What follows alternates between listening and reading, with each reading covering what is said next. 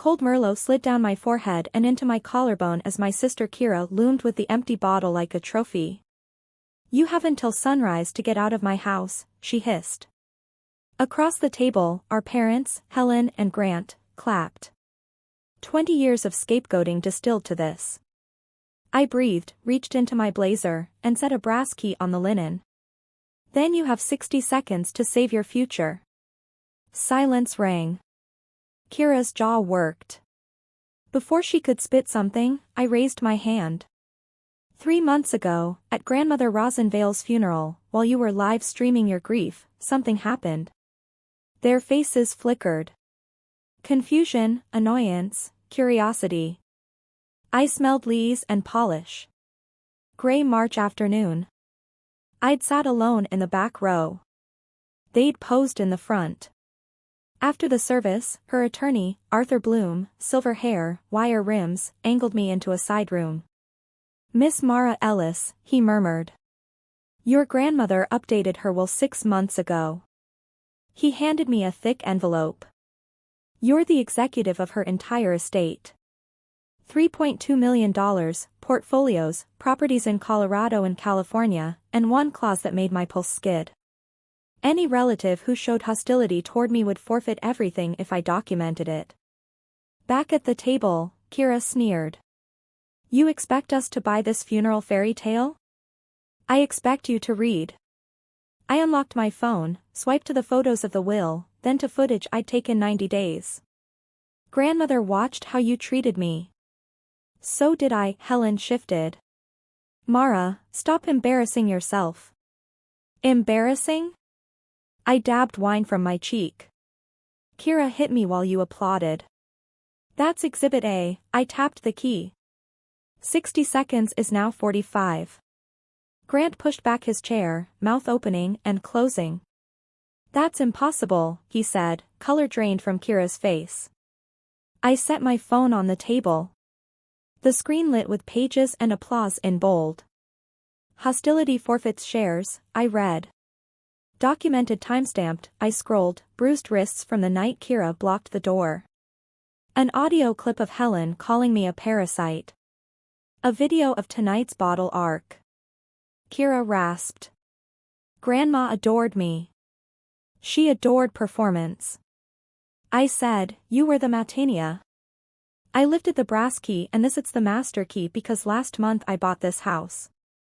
I slid a folder through the wine ring. Deed transfer. Silverfinch Properties.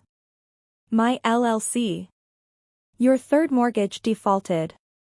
The bank preferred cash. The chandelier hummed. Helen whispered, "We gave Kira this house free and clear. She gave it away 3 times. I kept my tone even. Boutique, crypto, oils. The bank filed foreclosure. I finished it. For 4 weeks, I've let you stay without rent while I gathered what the will requires." Kira lunged for the papers. I drew them back. "Also, that basement guest suite, illegal rental, 2 years of undeclared income. Reviews don't lie." Grant sagged. "We can be reasonable." "Reason left with the cork," I said, tapping the empty bottle. I set an envelope between plates. 30 days notice. As owner, I'm kinder than you were to me at 16. Seconds bled off my watch. The room shrank to heartbeat and ticking. Kira's phone slipped, clattered. "What? What happens if we apologize?" "You start acting like family," I said. "We discussed terms, but the will doesn't negotiate with violence." I checked the watch. 10 seconds. Kira swallowed. "What's part 2 of your surprise?" I smiled. "Evidence." I set my tablet by the plates and opened the security app.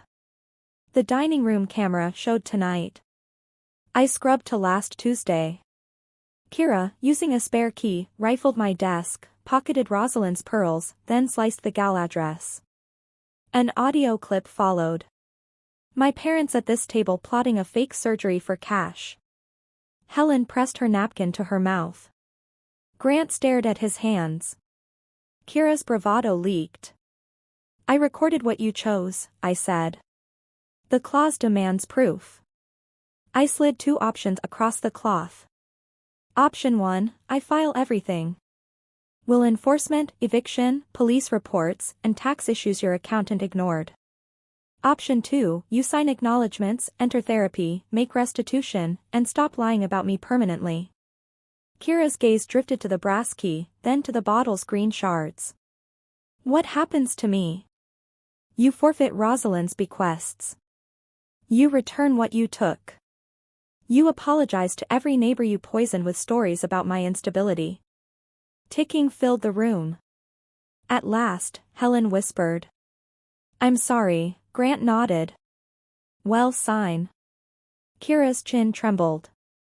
I was cruel. I wanted to be the shining one. I'm sorry, Mara. The apology landed like rain on drought earth. Not enough to heal, enough to begin. I gathered the agreements. Then sunrise isn't a deadline. It's a start. I rose, pocketed the key, and looked around the house I owned. Crown molding, scuffed floor, new weather. Terms, I said. 30 days to vacate, 90 for restitution, weekly therapy, no contact unless respectful. Break it and I file. No one argued. The grandfather clock told 9. For once, I wasn't the scapegoat. I was the author. I chose an ending that freed.